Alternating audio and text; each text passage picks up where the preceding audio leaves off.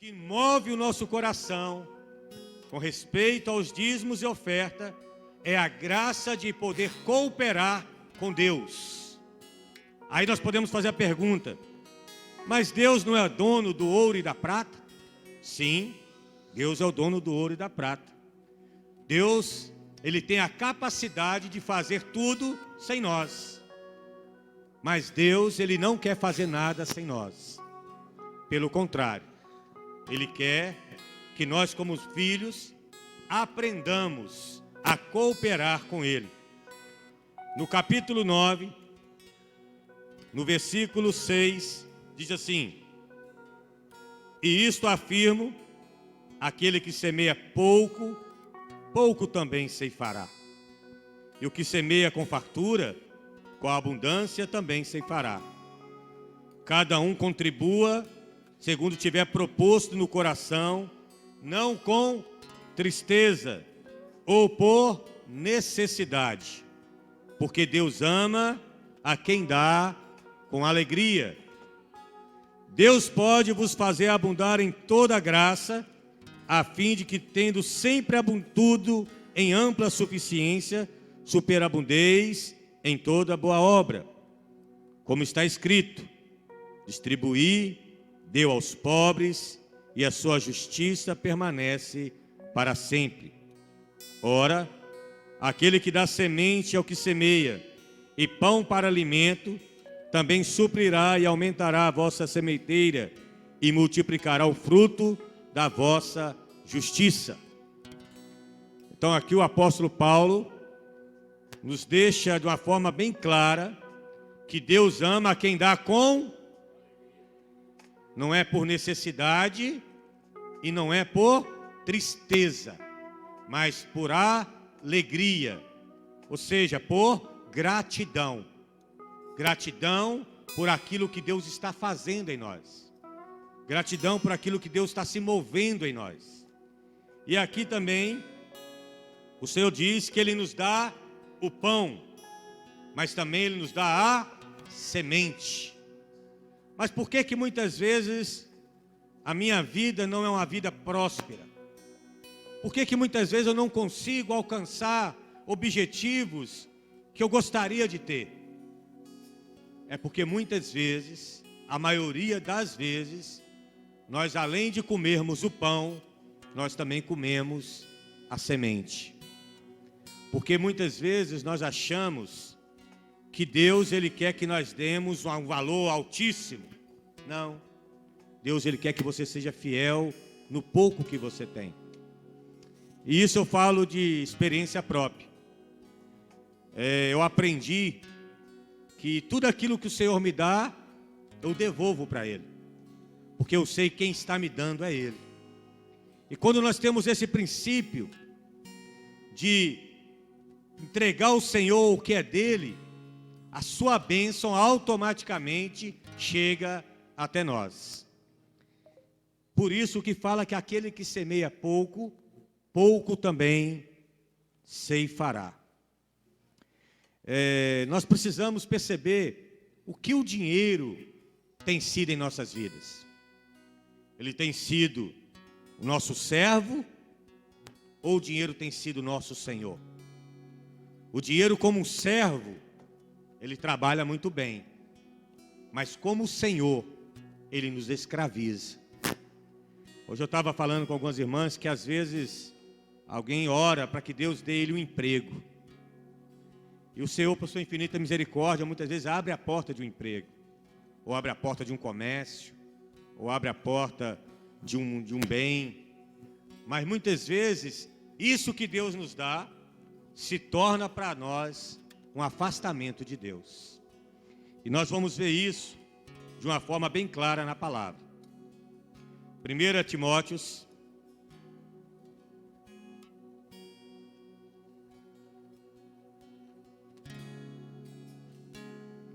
capítulo 6, no versículo 8 e depois o 10. Vou ler para os irmãos. Tendo sustento e com que nos vestir, estejamos contentes. Porque o amor do dinheiro é a raiz de todos os males. E alguns nessa cobiça se desviaram da fé e a si mesmos se atormentam com muitas dores. Primeiro Paulo fala do contentamento. É nós sermos gratos a Deus por aquilo que Deus nos dá, não por aquilo que nós queremos ter. Às vezes nós não alcançamos, irmãos, aquilo que nós gostaríamos de ter, porque nós não somos gratos por aquilo que nós temos, por aquilo que Deus nos dá naquele momento, naquele instante. Nós vivemos uma vida de murmuração, de reclamação, que ganhamos pouco, ou que não temos aquilo que desejamos ter. Mas a origem disso é porque nós muitas vezes não temos contentamento. Por isso que no versículo 10 ele fala o amor ao dinheiro. Ou seja, o problema não é o dinheiro em si, mas o amor ao dinheiro. As pessoas muitas vezes, por amor ao dinheiro, elas começam a empregar todo o seu tempo, toda a sua energia para ganhar o pão. Porém, eles perdem o principal, que é a presença do Senhor. Pedro fala, na sua epístola, que todas as coisas estão sendo entesouradas para o fogo. O que é que Pedro quis dizer com isso? Ele quis nos mostrar que nós não devemos ter nenhum tipo de apego a nada dessa terra. Porque, irmãos, um dia o Senhor vai vir nos buscar e nós não vamos levar nada dessa terra, porque o que nós temos é muito superior ao que tem nessa terra. Então o Senhor precisa alcançar o nosso coração. No versículo 12, no versículo 17, perdão, ele fala assim: exorto aos ricos do presente século, que não sejais orgulhosos, e nem depositei a sua esperança na instabilidade da riqueza, mas em Deus, que tudo nos proporciona ricamente para o nosso prazer, para a nossa alegria. Aí eu te pergunto, o que você tem te produzido alegria? Você é grato por aquilo que Deus tem te dado? Você se alegra com aquilo que você tem? Ou você murmura, por muitas vezes, na hora do almoço, você não tem aquele bifinho com cebola? Muitas vezes você não tem aquela carninha moída com batata? Então, irmãos, nós precisamos aprender aqui, nós precisamos ser gratos a Deus por aquilo que Ele nos proporciona para a nossa alegria, para o nosso prazer. A palavra fala que em tudo dei graças, porque esta é a vontade de Deus em Cristo Jesus. Esse é o princípio de Deus. E no versículo seguinte ele fala assim: o que produz alegria é que pratiquem o bem e sejam ricos de boas obras, generosos em dar e prontos a repartir, e que não acumulem para si mesmos tesouros, sólido fundamento para o futuro, a fim de que se apoderem da verdadeira vida. Aí eu faço outra pergunta: essa vida que nós vivemos é a verdadeira? É a verdadeira? Não. Não é a verdadeira. Essa vida é uma vida passageira. Por mais que você consiga adquirir todos os bens, ganhar o mundo inteiro, mas se você perder a sua alma, qual valor tem de você ter ganhado o mundo inteiro? De você ter conseguido o maior nome da história da humanidade? Nós precisamos ter a percepção que os dízimos e as ofertas são para que o nosso coração esteja na vontade de Deus, que os nossos corações estejam no propósito de Deus, para alcançar pessoas. Nós tivemos um evento, o aniversário da IEF, de 5 anos. Nós tivemos um evento pela manhã. E o que mais me alegrou em todo aquele evento foi porque 2 pessoas foram salvas. Irmãos, o que paga isso? Dinheiro no mundo paga isso. Isso é o maior bem que Deus quer. E os nossos dízimos e ofertas visam alcançar essas pessoas. Alcançar aqueles que precisam de ouvir a palavra. Para que nós possamos estar aqui reunidos a um preço a ser pago. Ao preço da luz, ao preço da água, ao preço do aluguel. Para que a Kombi possa buscar os irmãos na colina, um preço tem que ser pago. E nós precisamos ser aqueles que participam. Precisamos ser aqueles que estão envolvidos. Somos aqueles que estão semeando para o reino. Senhor, nos abençoe. E em Provérbios 23, 26 fala assim: Filho meu, dai-me o teu coração. Filho meu, dai-me o teu coração. Por que o Senhor pede o coração?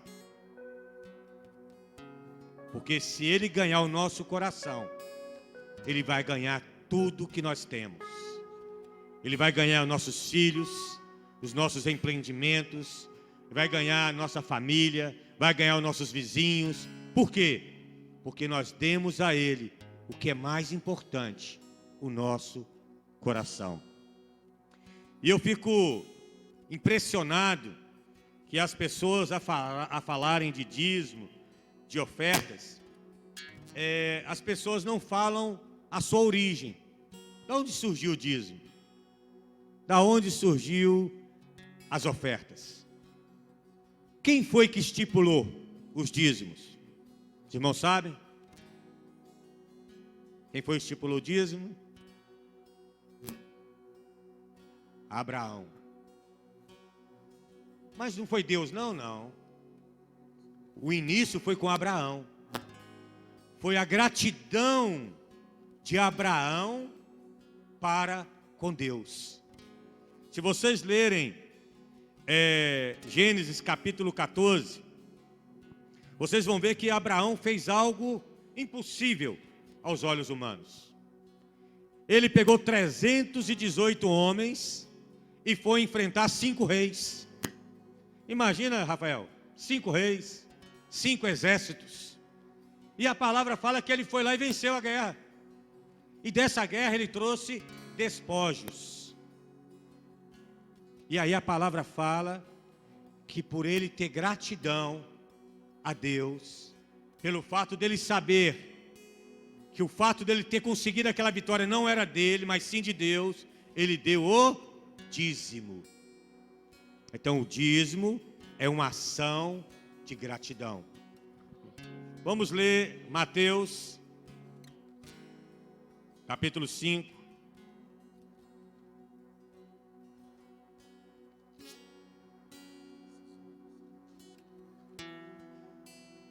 Mateus capítulo 5, versículo 20. Porque vos digo que se a vossa justiça não exceder em muito a dos escribas e fariseus, jamais entrareis no reino dos céus. E no capítulo 6,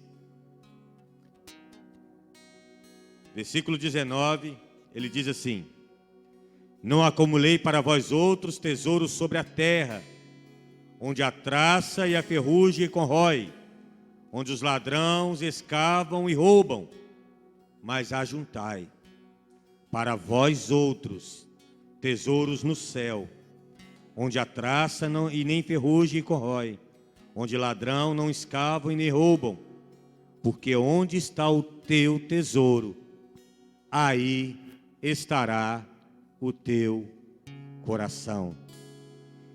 E no versículo 24 o Senhor nos dá uma advertência. Ninguém pode servir a dois senhores, porque há de aborrecer-se de um e amar ao outro, ou se devotará a um e desprezará o outro.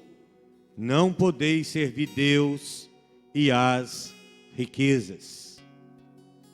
Então o Senhor, ele compara Deus e a riqueza também como um Deus. Aí a pergunta é: qual Deus que nós estamos servindo? A qual Deus nós estamos honrando?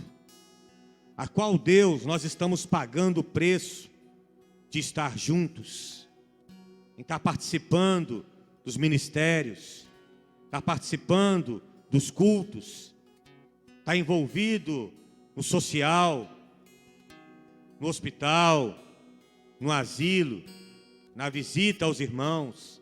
O quanto nós estamos nos envolvendo com aquilo que Deus ama, com aquilo que Deus deseja, com aquilo que está no coração de Deus. Irmãos, o Senhor, ele nos dá essa palavra porque nós precisamos perceber a seriedade quanto se fala de dízimos e ofertas. Nós precisamos perceber que isso é uma maneira de Deus ganhar o nosso coração, do Senhor conquistar o nosso coração.